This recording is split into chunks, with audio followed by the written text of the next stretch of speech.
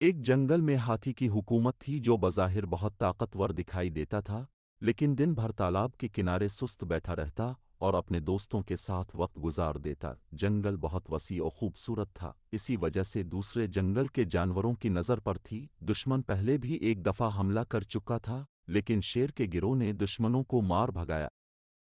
ہاتھیوں کی لاپرواہی دیکھتے ہوئے دشمن ایک بار پھر حملے کی تیاریوں میں مصروف تھے۔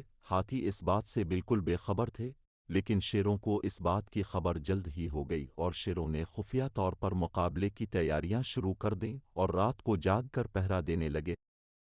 شیر نے ایک دن ہاتھی اور تمام جانوروں کو آکیٹا کیا اور خطرے سے آگاہ کیا۔ یہ بات ہاتھی کو باری لگی، لیکن اس نے اپنا غصہ ضبط کر لیا کہ آخر شیر کہنا کیا چاہ رہا۔ شیر نے کہا کہ پڑوسی جنگل کے جانور کسی بھی وقت ہم پر حملہ کر سکتے ہیں۔ یہ سن کر ہاتھی زور سے قہقہا لگانے لگے۔ ان کی دیکھا دیکھی گینڈے بھی ہنسنے لگے کہ بھلا ہم اتنے بڑے اور طاقتور ہیں اور وہ معمولی جانور بھلا کیسے ہمیں نقصان پہنچا سکتے ہیں۔ ہرن، بندر، خرگوش وغیرہ اپنے بچوں کی طرف سے پریشان ہو اور شیر کی بات سے اتفاق کرتے ہوئے کہا کہ سب جانوروں کی حفاظت بادشاہ کی ذمہ داری ہے، مگر ہاتھیوں نے یہ بات سنی انسنی کر دی۔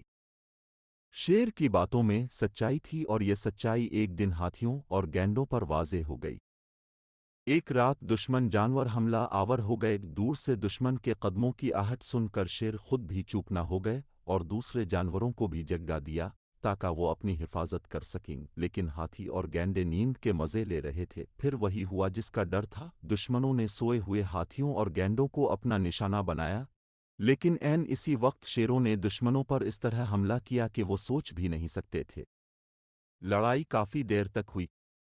صبح ہونے کے آثار نظر آنے لگے۔ صبح کی روشنی میں دشمن جانوروں کی لاشیں بکھری پڑی تھیں، ہاتھیوں اور گینڈوں کی خاصی تعداد ہلاک ہو گئی۔ اب ہر طرف امن کی فضا تھی۔ سب جانوروں کے مشورے سے ایک عقل مند اور ذہین شیر کو بادشاہ کے عہدے پر فائز کیا گیا۔